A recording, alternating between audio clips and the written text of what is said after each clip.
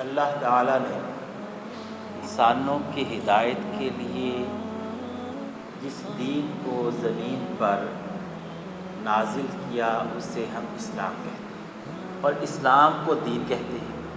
قرآن نے اسلام کو دین کہا ہے، ان الدین عند اللہ الاسلام۔ دین کا کیا مطلب ہے؟ قرآن کہتا ہے کہ اللہ کے نزدیک دین فقط اسلام ہے، اور دوسری جگہ قرآن میں ہے کہ قیامت کے دن اگر کوئی اس کے سوا دین لائے گا تو اللہ اسے قبول نہیں کرے گا۔ کوئی اور دین کے ساتھ قیامت کے دن آئے گا تو اللہ اسے قبول نہیں کرے گا۔ جب میں یا آپ قرآن کی اس آیت کو فالو کرتے ہوئے یہ کہتے ہیں کہ ہمارا دین اسلام ہے یا میرا دین اسلام ہے، اس وقت ہمارے ذہن میں کیا ہوتا ہے؟ یار یہ کیا دین اسلام ہے، یہ دین کیا ہے؟ جب ہم یہ نہیں سمجھیں گے کہ دین کسے کہتے ہیں تو ہمیں یہ بھی نہیں پتہ چلے گا کہ اسلام کیا ہوتا ہے۔ جب ہم کہتے ہیں میرا دین اسلام ہے تو کوئی پوچھے گا اچھا بھئی اسلام تو تمہارے دین کا نام ہو گیا نا، یہ دین کیا ہے؟ میرے دوستو، اس کی میں ایک موٹی سی تعریف کر دیتا ہوں، باقی تفصیلات تو بہت ساری ہیں، موٹی سی تعریف کر دیتا ہوں۔ دین یہ ہے کہ انسان اللہ تعالیٰ کی برتری اور حاکمیت کے آگے اپنے آپ کو سرنڈر کر کے اس کی اطاعت کو اپنے اوپر لازم کر لے۔ انسان یہ جان لے کہ اللہ بہت بڑا ہے، اللہ بہت عظیم ہے، اللہ بہت طاقتور ہے، اور انسان یہ سمجھ لے کہ کائنات کا حقیقتاً فرما روا فقط وہی ہے۔ اس کی اس عظمت اور برتری اور حاکمیت کو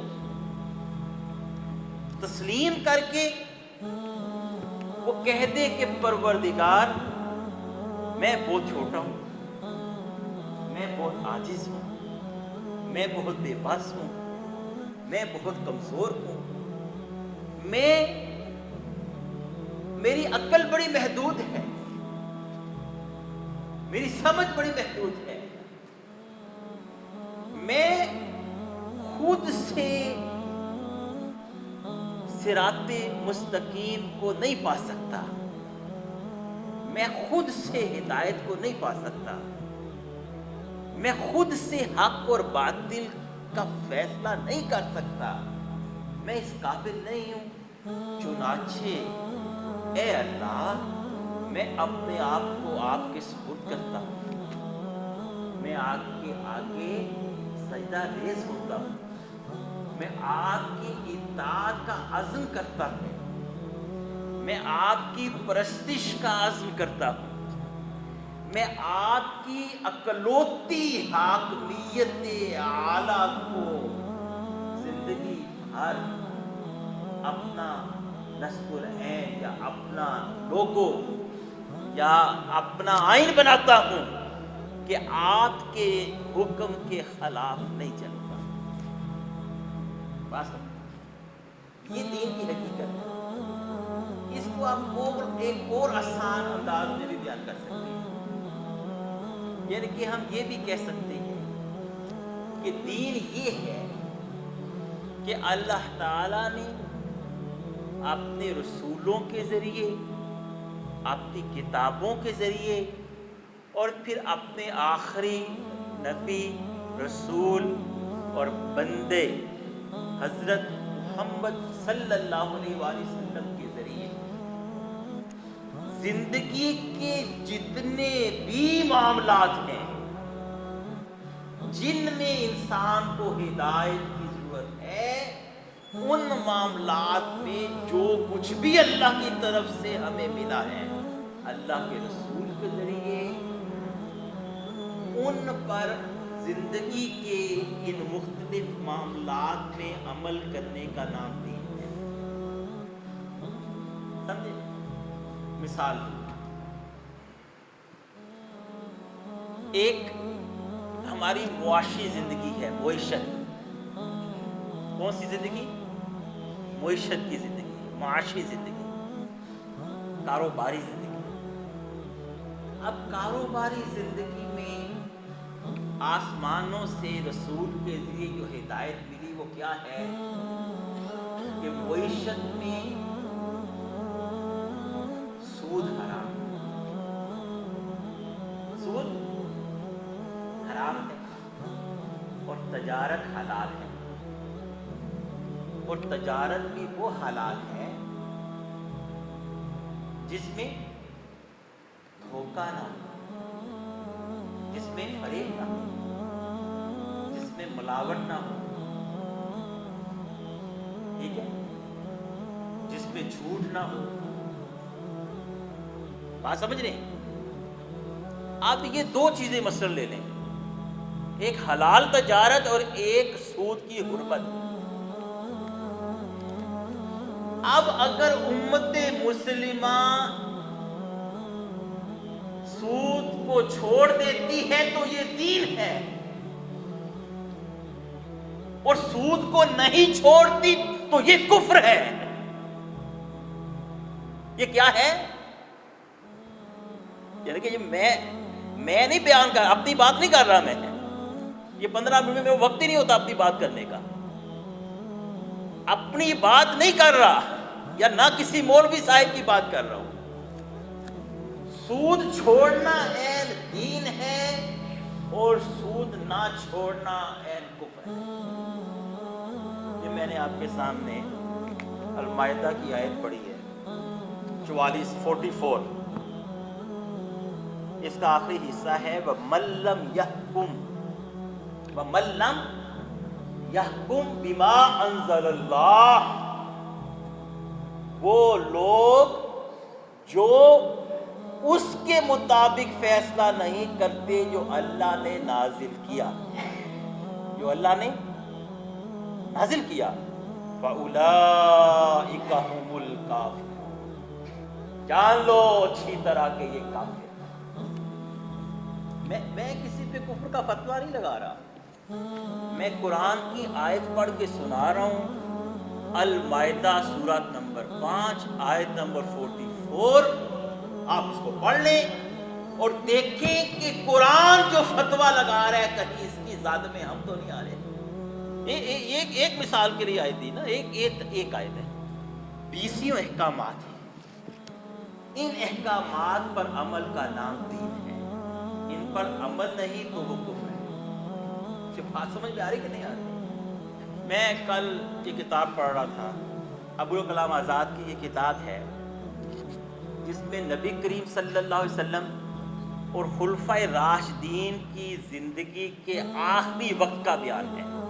نبی کریم صلی اللہ علیہ وسلم جب فوت ہونے لگے تو آپ کے احوال کیا تھے، اور جب خلفائے راشدین فوت ہونے لگے تو ان کے آخری یعنی کہ احساسات اور جذبات. کمال کی کتاب ہے ابوالکلام. کئی دفعہ زندگی میں پڑھ چکا ہوں، بچپن میں بھی پڑھی، آج دوبارہ پڑھتا رہا. تو میں نے سوچا کہ میں آپ کے سامنے اس کتاب کے وہ خلفائے راشدین کے نبی کریم صلی اللہ علیہ وسلم کی زندگی کے احوال میں، اس کو پڑھتے پڑھتے میں نے آج کا اخبار اٹھایا تو پتہ چلا 21 جون 2021، آج سے تقریباً 6-7 دن پہلے، پاکستان کے ایک بہت بالا تر ادارے سینٹ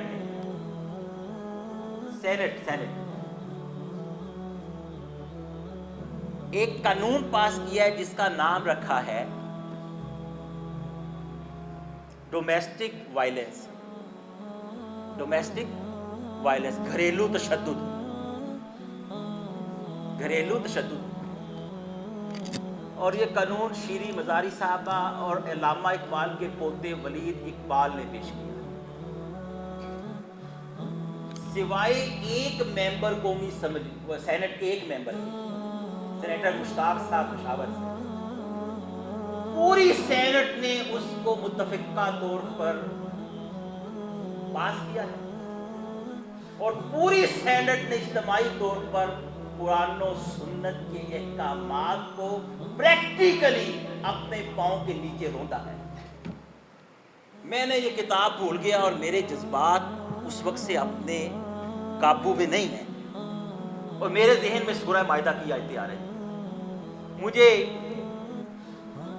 سچی بات ہے علامہ خادم رضوی یاد آئی، اللہ ان کو کرور کور جنت عطا فرمائے۔ کمی کوتاہی اپنی جگہ، لیکن ایک دفعہ انہوں نے ڈنکے کی چوٹ پر پاکستانی عوام کو یہ بتا دیا تھا کہ پاکستان کا مطلب کیا، لا الہ الا اللہ اس کی حقیقت کیا، اور انہوں نے اسلام کی روشنی میں، دین کی روشنی میں ان ساری پارٹیوں کے سارے بدماشوں کو پاکستان کے اسلام کے کلا بنانے کی مخالفت کے ضمن میں کٹہرے میں کھڑا کر، لیکن ان کی آواز کو دبا دیا گیا۔ یعنی کہ پوری 20 کروڑ مسلمان، ہزاروں لاکھوں مساجد میں خطبے، جمعے کے خطبے، کروڑوں نمازی اور سینکڑوں دینی تنظیمیں، اور آپ کے ملک میں قرآن و سنت کے خلاف قانون پاس ہو جائے اور لوگوں کو مہنگائی کی پڑی ہو، لوگوں کو بجلی کے بلوں کی پڑی ہو، لوگوں کو اپنی اپنی پارٹی اور اس کے جھنڈوں کی پڑی ہو، لوگوں کو اپنے اپنے قائد اور اپنے اپنے لیڈر کی پڑی ہو، تو کیا مطلب ہے پاکستان کا مطلب کیا ہو لا الہ الا اللہ کا؟ میرے پاس وقت نہیں ہے میں اس تفصیل کو بیان کروں، لیکن آپ آنکھیں کھولیے۔ میں اس لیے کیا جانیے دین کیا ہے۔ جب ہم کہتے ہیں الاسلام دیننا، تو اس کا کیا مطلب ہے؟ رضیت باللہ ربا وبالاسلام دینا وبمحمد النبی صلی اللہ علیہ وسلم۔ یہ ذکر ہمیں اللہ کے رسول نے سکھایا ہے صلی اللہ علیہ وسلم کہ صبح شام یہ پکارو کہ میں راضی ہوں اپنے اللہ کو اپنا رب قرار دے کر، میں راضی ہوں اسلام کو اپنا دین، اپنا قانون، اپنی زندگی، اپنا دستور، اپنا آئین، اپنا مقصد حیات بنا کر، اور میں راضی ہوں محمد عربی صلی اللہ علیہ وسلم کو اپنا رسول بنا کر۔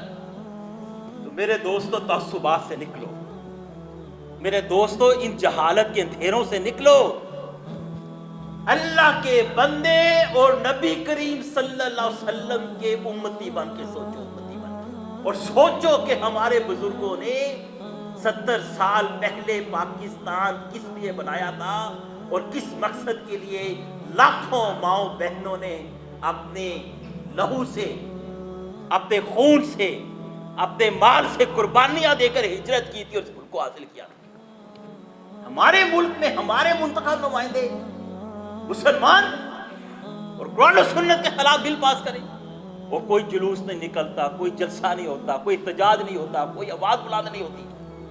نبی کریم صلی اللہ علیہ وسلم کی جو زندگی کے آخری احوال ہیں ان میں سے ایک خطبہ حجۃ الوداع ہے۔ میں اس حجۃ الوداع کا جو خطبہ ہے اس کا یہ مطلب نہیں ہے کہ آپ نے ایک ہی جگہ کھڑا ہو کے جب ایک بات کہہ دی یا ایک خطبہ ارشاد فرمایا جو 5-7 فکروں پہ مشتمل تھا تو وہ خطبہ حجۃ الوداع ہے، بلکہ یہ سمجھیں کہ آپ نے منا میں فرمایا، عرفات میں فرمایا، مزدلفہ میں فرمایا، اور اس حج کے سفر کے دوران ان دنوں میں مختلف اوقات میں دین کی بنیادی حقیقتیں بار بار تکرار کے ساتھ بیان فرمائی، تو سیرت نگاروں نے ان کو جمع کر کے خطبہ حجۃ الوداع کے نام سے رقم کر دیا۔ اب اس میں آپ ایک کتاب پڑھتی ہیں، اس میں وہ خطبہ یعنی کہ انہوں نے جو سمجھے عرفہ کا خطبہ تھا وہ پہلے رکھ لیا، دوسرے نے منا کا پہلے رکھ لیا، لیکن بنیادی مضمون ساتھ میں جو ہے وہ ایک طرح کے، جو بنیادی مضامین ہیں وہ سارے ایک طرح کے ہیں۔